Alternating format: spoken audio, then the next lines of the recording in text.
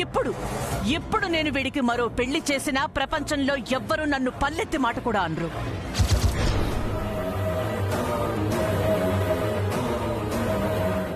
ఈ ఇంటికి వంశోద్ధారకుడు కావాలి అంటే ఏం చేయాలి? నీకు ఇంకొక అమ్మాయితో పెళ్లి చెయ్యాలి. ఆ పెళ్లికి పెళ్లి కూతుర్ని కూడా చూసి పెట్టాను.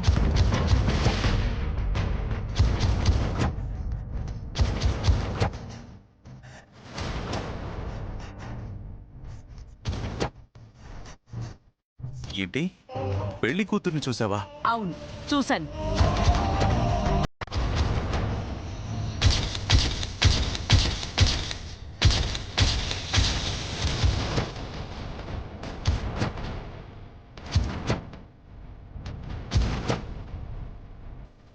వాడి నీడు జోడు, వాడి అందానికి సరిపడా అందం, మంచి మనసు, మంచితనానికి మంచితనం, అన్ని విధాలుగా అణకువగా ఉండే అమ్మాయినే చూశాను.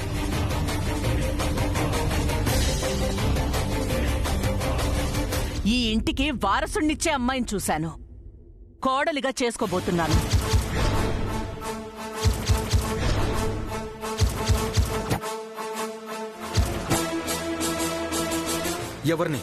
ఎవరిని నువ్వు ఇంటి కోడలుగా చేసుకోబోయేది? ఎవరేంట్రా? ఆ అమ్మాయి నీకు తెలుసు. నాకు తెలిసిన అమ్మాయా? ఎవరు? సింధు.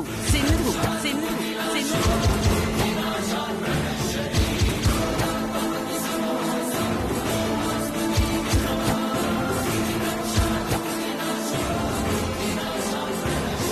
ఏంటత్తయ్య మీరనేది?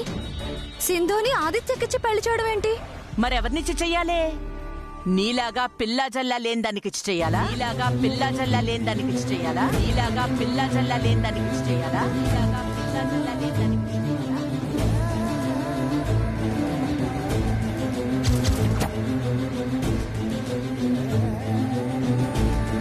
నేను నా కొడుకు పెళ్లి చేయబోయే పిల్లని కూడా నువ్వే కన్ఫర్మ్ చేస్తావా?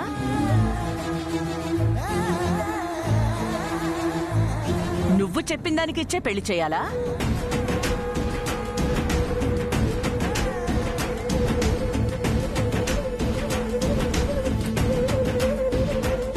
అలా కాదత్తయ్య. మరేంటి? నీకు పిల్లలు పుట్టరు అని తెలిసిపోయింది. ఇక నీతో మాకు పనేంటి? ఇది నాకు నా కొడుక్కి సంబంధించిన విషయం. నువ్వు మధ్యలోకి రాకు.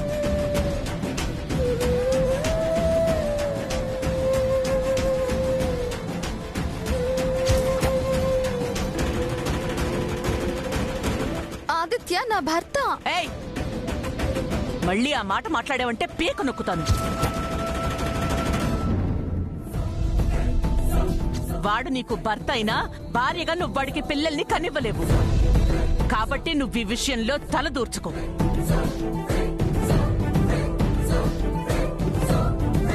దానికొక్కదానికే మాట్లాడే హక్కుంది. దాని గొంతు కోసి దాని భర్తను వేరొకరికి ఇచ్చేస్తుంటే ఎలా ఊరుకుంటుంది? ఊరుకోవాలి.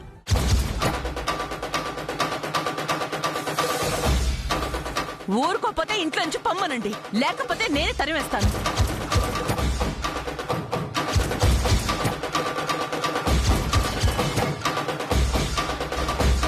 ఎవరు ఏమన్నా ఈ ఇంటి కోడలయ్యే క్వాలిటీస్ అన్ని సింధుకున్నాయి.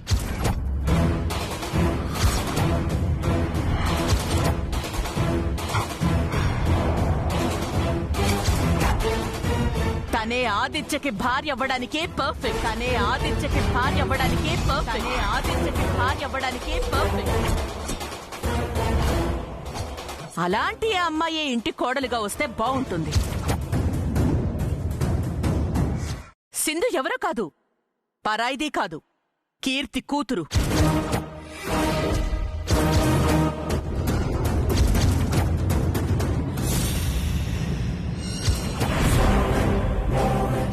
ఏంటి? కీర్తి కూతురా? అవును, కీర్తి కూతురే. కొన్ని కారణాల వల్ల ఆ తల్లంటే దానికి నచ్చదు.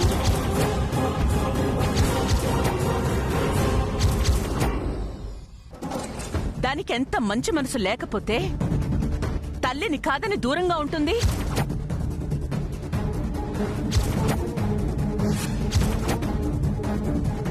దానిదెంత గొప్ప మనసో మీరు చూశారుగా. నన్ను ప్రాణాలకి తెగించి కాపాడింది.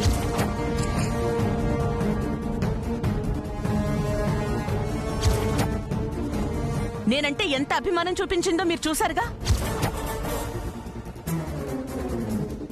అరే, పరిచయం లేనప్పుడే అంత అభిమానం చూపించిందంటే పరిచయం అయ్యి చుట్టరికం అయ్యాక రేపు నా ఇంటి కోడలైతే నన్నెంత బాగా చూసుకుంటుంది, దేవతలా కొలుస్తుంది.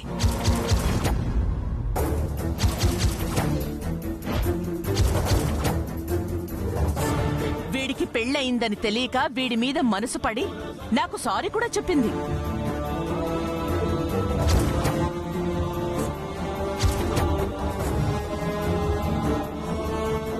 ఇప్పుడు దాని కోరిక భగవంతుడు విన్నాడు, దాని మనసు భగవంతుడు చదివాడు.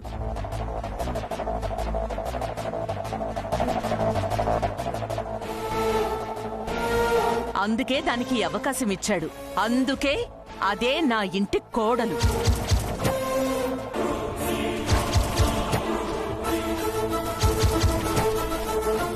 పోయి ఒక శత్రువు కూతుర్ని కోడలుగా తెచ్చుకుంటావా? నాకు కావాల్సింది అది ఎవరి కూతురని కాదు.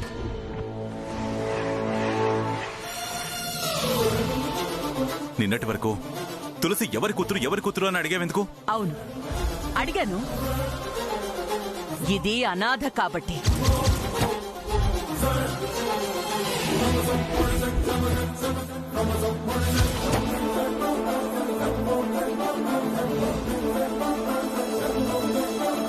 దీనికి వెనక ముందు ఎవరు లేరు కాబట్టి దీని తల్లిదండ్రులు ఎవరు అని అడిగాను.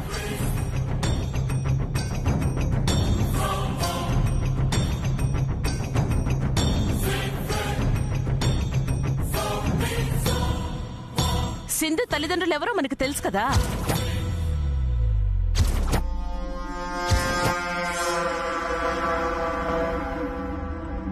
అది కీర్తి కూతురని తెలుసు. అయినా దాని బుద్ధులు దీనికి రాలేదు.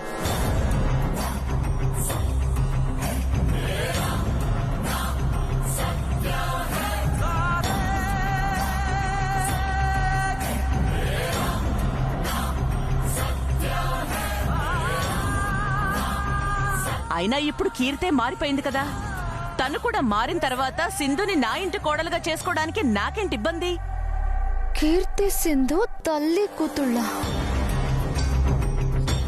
ఎవరు ఏమనుకున్నా సింధుయే నా కోడలు.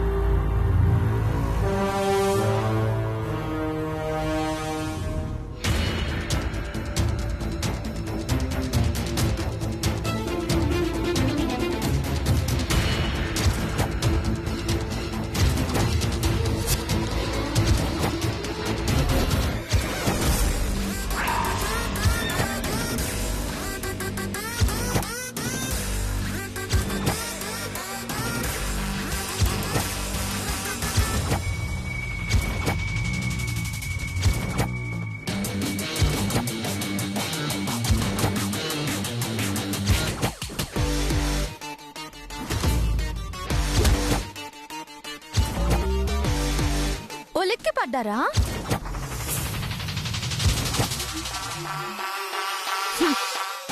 ఈవిడ గారేమో మారిన మనిషి, నువ్వేమో ఏమీ తెలియని మనిషి.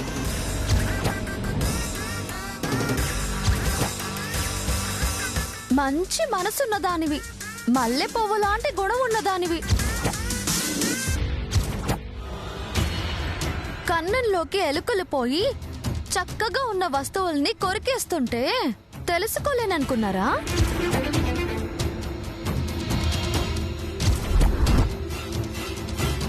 నీ మార్పు అబద్ధమని నేను అప్పుడే చెప్పాను. నువ్వెవరో నాకు తెలియదు, కానీ ఇప్పుడు తెలిసింది.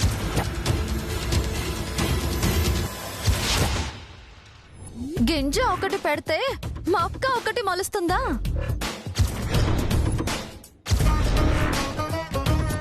నువ్వు ఈ కీర్తి కూతురువే కదా, నీకు మాత్రం మంచి గుణాలు ఎందుకు వస్తాయి?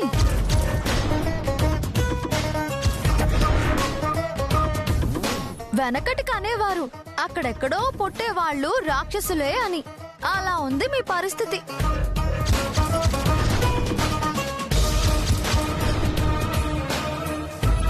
అసలు మీ ఉద్దేశం ఏంటి? నా మీద కక్ష తీర్చుకోవడానికి ఇదంతా చేస్తున్నారు, అంతే కదా?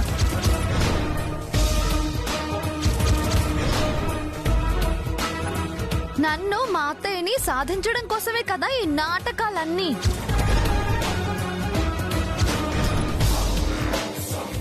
నువ్వేమో అమాయకత్వం ప్రదర్శించి మాయ మాటలు చెప్పి మా అత్తయ్య దగ్గర మార్కులు కొట్టేశావు.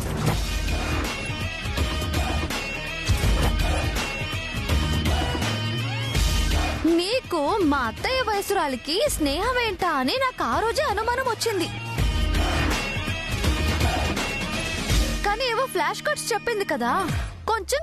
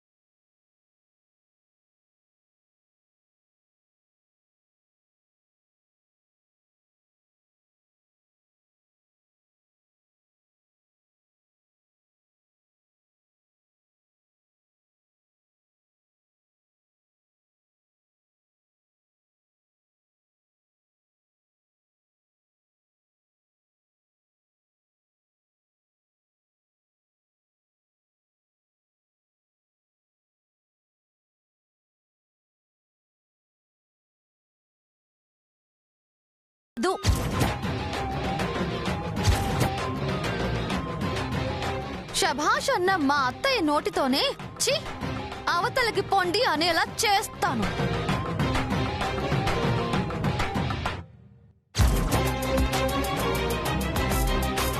మీలాంటి వాళ్ళు ఇంకొక 100 మంది పోగైనా నన్ను మా అత్తయ్యని ఏమీ చెయ్యలేరు.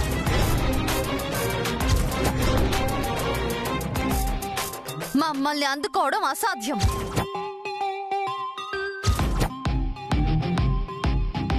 మేమేంటో తెలిసాక, మా నిజ స్వరూపమేంటో బయటపడ్డాక, మా బుద్ధేంటో బట్టబయలయ్యాక ఇంకా ఈ ముసుగులో గుద్దులాటెందుకు? నువ్వు మా నాన్న ఉద్యోగం పోగొట్టావు. మా అమ్మ వాళ్ళ నాన్నని మీ అత్త శోధించింది. ఇన్ని చేసిన నిన్ను మీ అత్తయ్యని ఎలా వదిలిపెడతాము? అందుకే ఇదంతా స్కెచ్ వేశాము. ఇప్పుడు చెప్పు, నువ్వేం చేయగలవు? మేము ఆడే ఆట చూడ్డం తప్ప? ఆడండి, మీరెన్ని ఆటలు ఆడతారో ఆడండి. ఎన్ని స్కెచ్లు వేసుకుంటారో వేసుకోండి.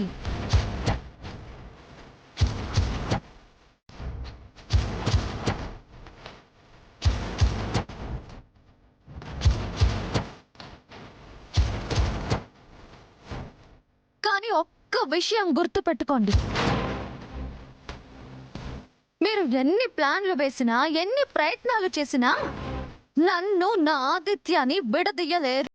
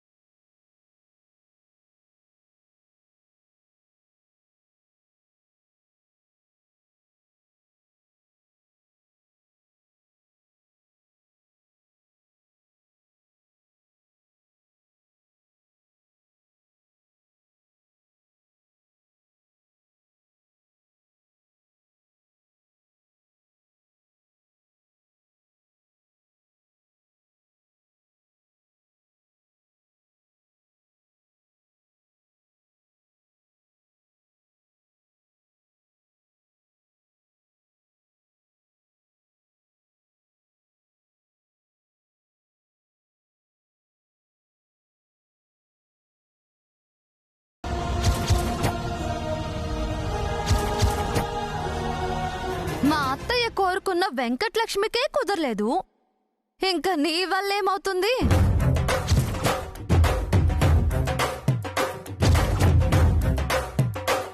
వెంకటలక్ష్మి అమాయకురాలు, ఎడ్డిది. దాన్నే ఆ దేవుడు కరుణించలేదు. ఇంకా నాటకాలాడి వేరొకరి జీవితాల్లో చిచ్చు పెట్టాలనుకునే నిన్ను దేవుడు ఏం కరుణిస్తాడు?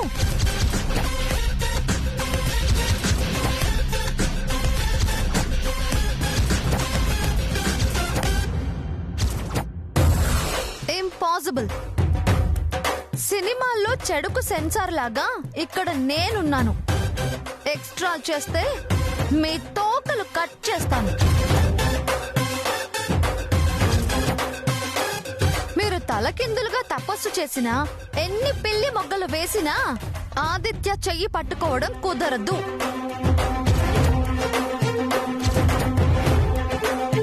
ఆదిత్య నీ మెళ్ళో తాళి కట్టడం కుదరదు, కుదరదు, కుదరదు.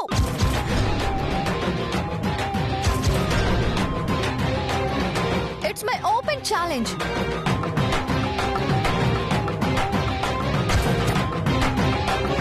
తల్లి కూతుళ్ళకి ఇదే నా శపథం. మీరిద్దరూ జాగ్రత్తగా ఉండండి. లిమిట్స్ దాటి అతిగా ఆశపడితే అదేదో సినిమాలో రజనీకాంత్ డైలాగ్ ఉంటుందే, గుర్తుందా? అతిగా ఆశపడే ఆడది అతిగా ఆవేశపడే మగాడు అని.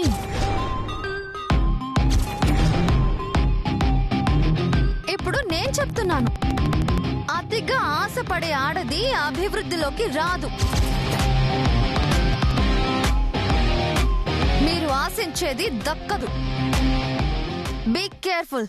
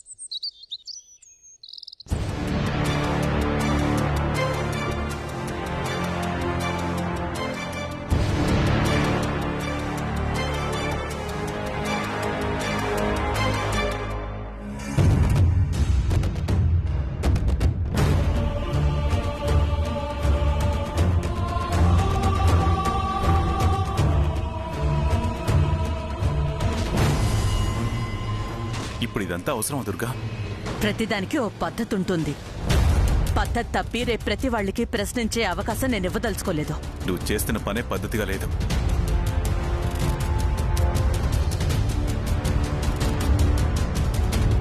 మీరు ప్రతి పనిలోనూ నన్నే తప్పు పడతారులేండి. ఏ విషయంలో నన్ను సమర్థించారని ఈ విషయంలో నన్ను సమర్థించడానికి? అందరికీ ఉపయోగపడే పని అయితే ఎందుకు సమర్థించరు? నేనిప్పుడు చేస్తున్నది వంశానికి రేపటి తరాలకి ఉపయోగపడే పనే. మీకే నచ్చడం లేదు.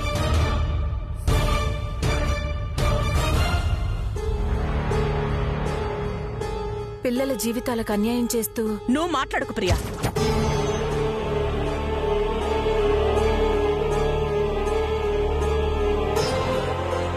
నువ్వైతే చట్ట ప్రకారం అంటావు, అదే చట్ట ప్రకారం నేను చేస్తుంటే అన్యాయం అంటావు. అన్యాయం చేయదలిస్తే న్యాయవాదిని ఎందుకు పిలుస్తాను? చట్టం నుంచి తప్పించుకోవడానికి, తప్పును సమర్థించుకోవడానికి. మీ అందరితో నాకు అనవసరం. తులసితో మాట్లాడాక దాని అభిప్రాయం తెలుసుకున్న తర్వాత అప్పుడు మీ ప్రశ్నలకి సమాధానం చెప్తాను.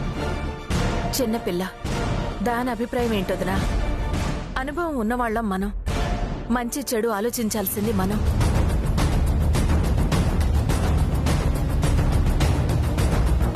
మంచి చెడు అని ఉంటే అసలు ఈ ఆలోచన ఎందుకు చేస్తుంది? నేను మన వంశం మంచి కోరే చేస్తున్నా. ఏంటమ్మా వంశం వంశం అంటావు? అరే అదేమన్నా ఊరుకోరా. వాదించి కోపం పెంచితే నువ్వొకరిని నష్టపోవాల్సి వస్తుంది.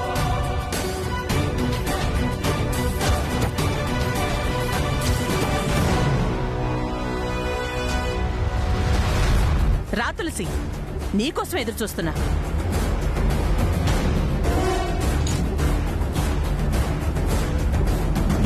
తులసి, వదిన ఏమడిగినా నువ్వు ఒప్పుకోవద్దు.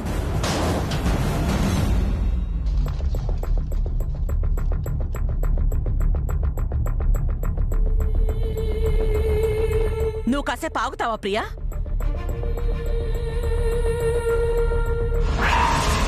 తులసి, నా కొడుక్కి మరో పెళ్లి చేయడానికి నీకు విడాకులివ్వాలని, నీకున్న అభ్యంతరాలేమిటో చెప్పమని నోటీస్ పంపించాను.